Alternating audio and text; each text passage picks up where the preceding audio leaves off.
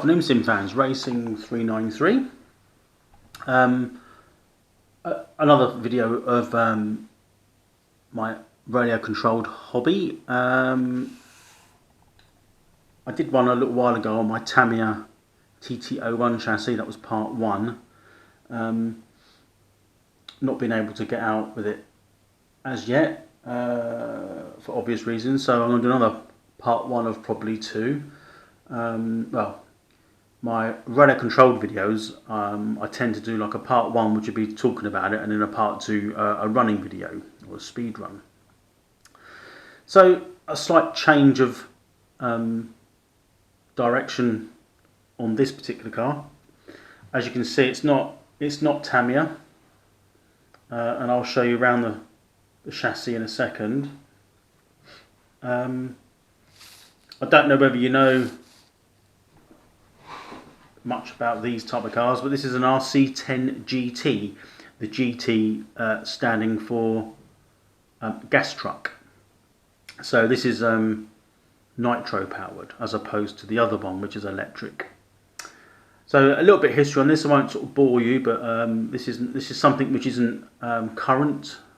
So they spanned about 7 years building this truck, from 1993. They made various different options, to be honest. Basically, the main difference being the chassis, which we'll look at in a minute, and kind of whether it came like a basic kit or complete. From what I can understand, is even the complete kit, when they first come out, didn't include the Nitro engine. That was separate, but towards the latter part of their reign, if you like, the engine was included. So it spanned about 7 years. Loads of different engines in it. Basically the first one had like a black tub chassis. That was the sort of the limited edition kits, and then they moved on to this one. It's got like a blue sort of aluminium chassis. This is what they called like the factory team. Now, I'm just going to remove the body. Now, and I'll tell you a little bit about what I've done to this one. Hopefully. I don't realise how long things take. I'm sort of trying to put that down that way for a minute. I'll grab the camera. So as you can see, let's start off with, I can actually sit down. Let's start, I've got it on my little table. Right, let's start off from the back. So, well actually, I don't know if you can see, but you can see there that the chassis is it's one of those, a blue chassis. Which is the factory team chassis. This is, to be honest with you, this is the one that's mainly that you'll get online if you want to buy one of these. So it's nitro powered. Let's start here. So it's nitro powered. That's a basic nitro engine that you get in the kit. I think this is one of the what they call an OS Max 0.12. Now, the engine itself, I sort of rebuilt, but I rebuilt it blind. So when I say I rebuilt it, I took it apart and put it back together, cleaned it up without an instruction manual. So it's not mega complicated. Surprising how large the piston is actually for the size of the engine. So you can understand why they go like they do. And you can see it's got like a exhaust manifold. So again, they come in different shapes and sizes, but that sort of curves round 180 degrees onto a nice, well, it looks nice, but it's just a fairly standard exhaust outlet on the car. You can get many different tuned versions of these. I've got a couple upstairs, but I haven't actually run this car, but I have had it running, if that makes sense. back to the car. So on the back there, the batteries.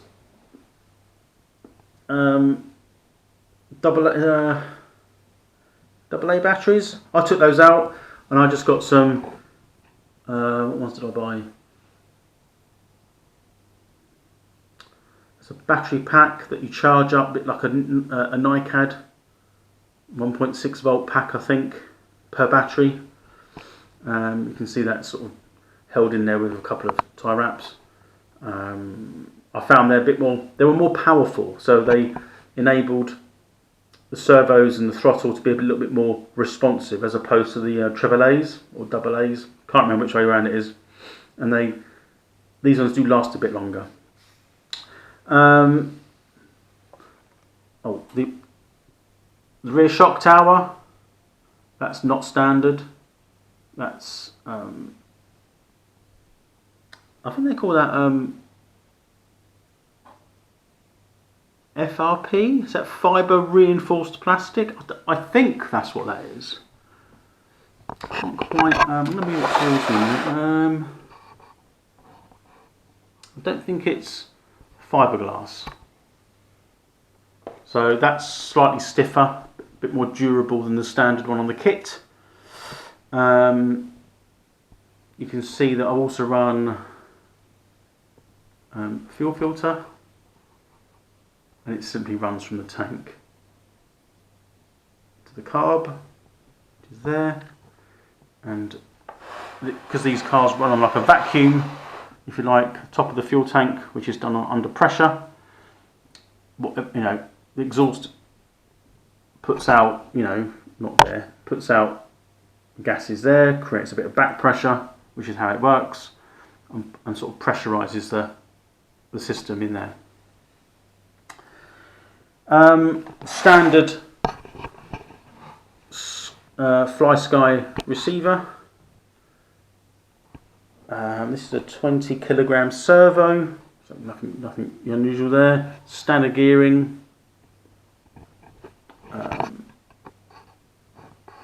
Aftermarket air filter. A bit of an overcomplicated way of doing the brake. It looks complicated. It isn't that bad. The reason I got the masking tape on there is because it's got really small grub screws. I was trying to sort of, without Loctiting them in, because they can round off, hopefully to stop them coming out. As we move down towards the front of the car, the front shock mount, if you like. That's what I would call fiberglass. That was an aftermarket part, quite expensive. Well, trying to get it here to the UK and buy it.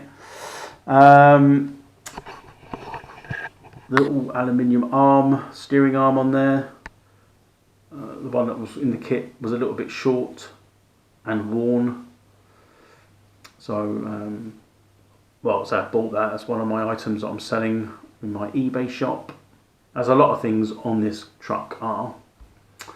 And another bit there which I thought was quite useful, trying this one out, is a push button starter, glow starter. So you can just put a normal, on top of the engine there, you can just put like a glow start plug, and you clip it on and it glows, makes the plug glow while you start it. I've actually decided to put like you can see the button there, the red button, while you click that, it glows for like 20 seconds or so, and hopefully the car will start. Standard tyres from the kit. There's nothing, they're not new. They could do it being, well, the front one's not too bad.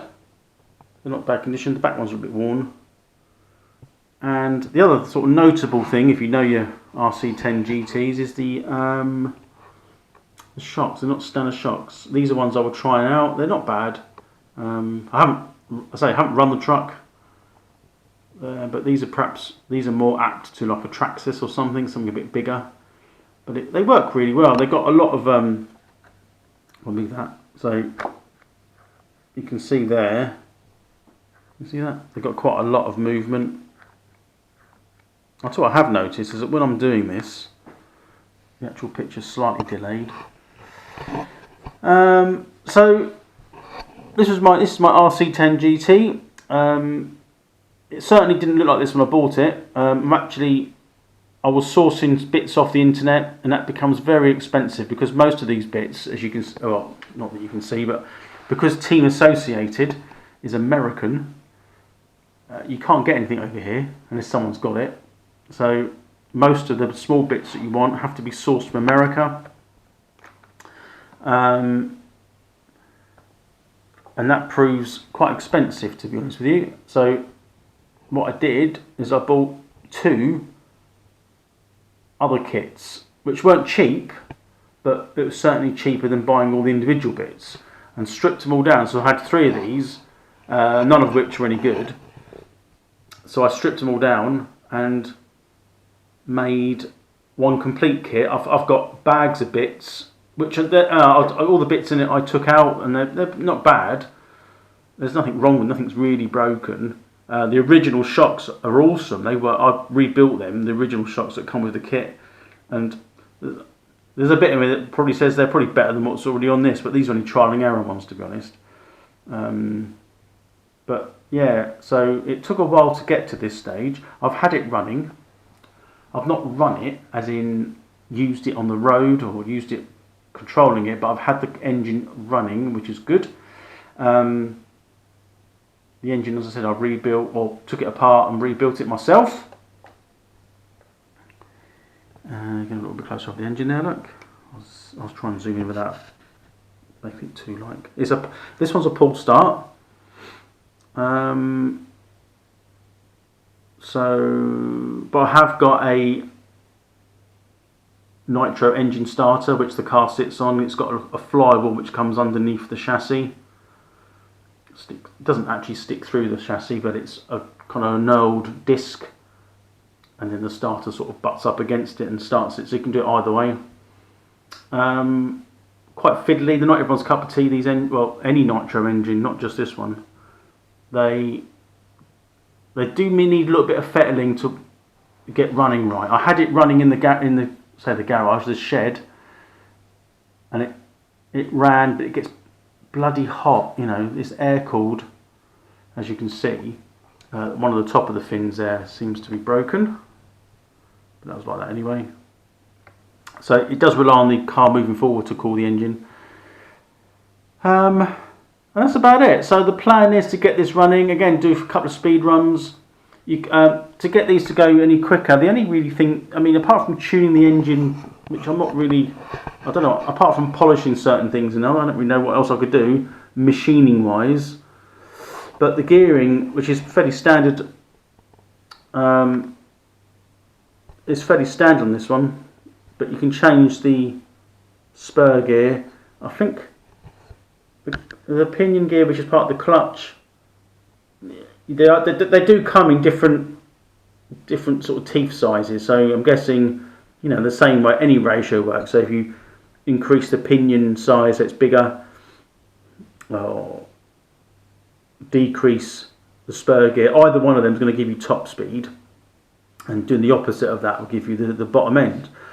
I've no idea what this will put out. I know they're fairly rapid from what I've seen, and it sounds, I mean, it revs to infinity and beyond. So that's basically it. That's kind of the only other problem I had with this was because the US, they use Imperial, and from tools to anything you might have here not lying around, but radar controlled spares, that's all metric, which doesn't work. So one of the things I had to buy is a nut and bolt replacement kit for one of these, which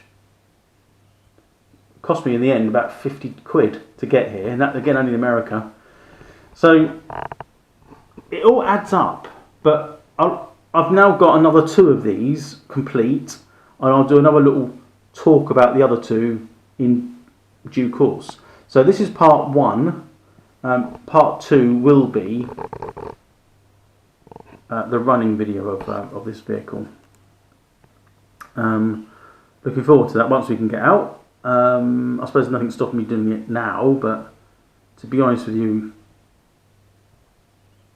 it's you know, a bit murky. And I mean, I'm going to get a nice sort of sunny, dry day. I'm not too bothered the cold, and then I can take it over there, and we can see what sort of speed we can get. So, I think that's about it. I don't think I've missed anything. If you got any questions or comments, let me know. But other than that, I'm just sort of zooming on some sort of detail of the truck, so you can see. Hopefully, it's not too blurry. But anyhow, thanks for listening. Hope you enjoyed it, and I shall see you in part 2 at some point in the future. Thank you.